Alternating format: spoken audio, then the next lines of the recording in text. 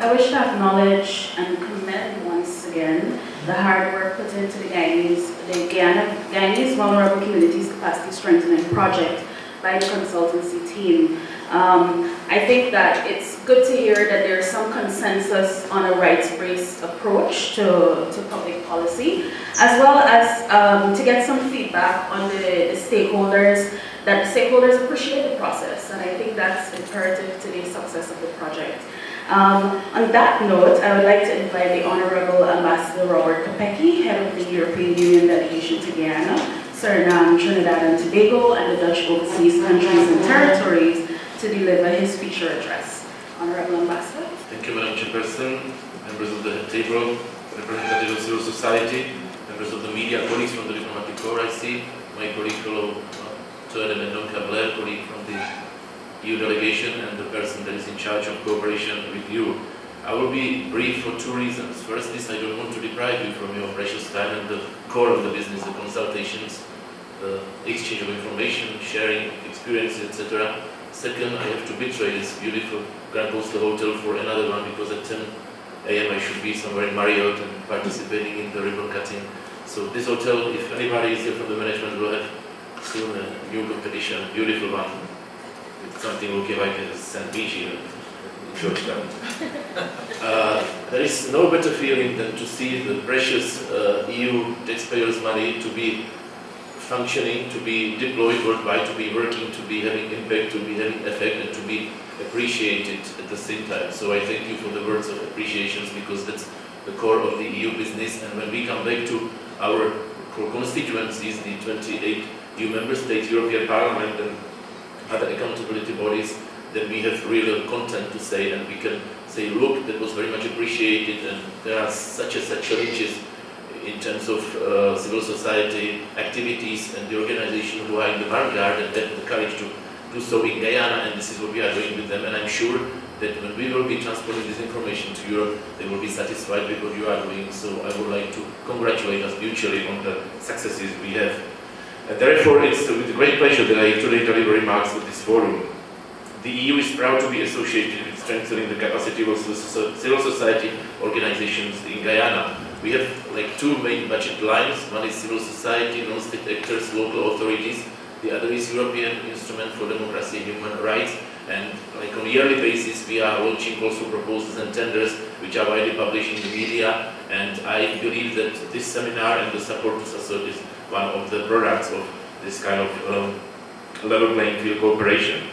More particularly, the European Union is proud to be partnering with SASOD to execute specifically this Guyanese Vulnerable Communities Capacity Strengthening Project, of which this forum is part.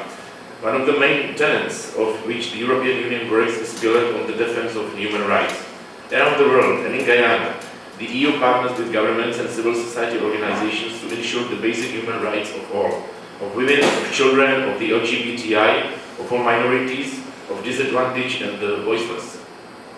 The European Consensus for Development underscores that progress in the protection of human rights, good governance and democratization is fundamental for poverty reduction and sustainable development. The role to be played by civil society organizations in this is crucial. Your organizations perform a vital role in bridging the gap between the populace and the policy decision makers, very important and already sounded here. For this reason, the European Union is happy to be funding the SASOD-managed Guyanese Vulnerable Community Capacity Strengthening Project. This project seeks to further capacitate local civil society organizations in public policy advocacy, and thereby enabling these organizations to participate in the decision-making process in the country. Let me put a remark that I came to Guyana right before the previous, coincidentally, general and regional elections in mid-November 2011, and I have been seeing the progress of raising the voice of civil society, and also the progress on the other side, which is the perception and growing respect of the political elite to hear these voices and to mutually cooperate, which is very good. I am heartened to see that as Guyana prepares for national and regional elections, that civil society organizations have been engaging the political parties and vice versa to see what the joint vision for Guyana could look like, or how important priorities can be implemented in the future. I have seen one of the big runners for the elections manifesto, not the other one as yet, and indeed there are things related to domestic violence, to civil society, to gender equality. It's very high on the new Prime Ministerial agenda, the candidate, Prime Minister candidate agenda, Madam Harper, domestic violence, gender equality, and these are things I don't recall having seen them this bluntly last time around. Effective advocacy is key to participating in the decision-making process and engaging with all levels of government, local and central, working and political level. Effective advocacy allows for a proper hearing and examination of the concerns of the communities that you represent. Effective advocacy allows a clear and strong voice to the disadvantaged that you serve.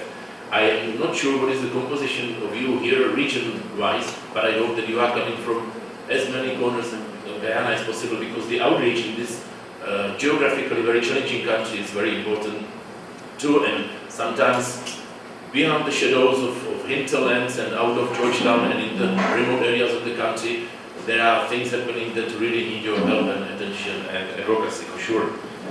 Synergies also lend greater strength to advocacy efforts, and I want to urge you to collaborate in clusters or focus groups in your advocacy efforts. We at the EU are encouraging larger value grant contracts with civil society organizations.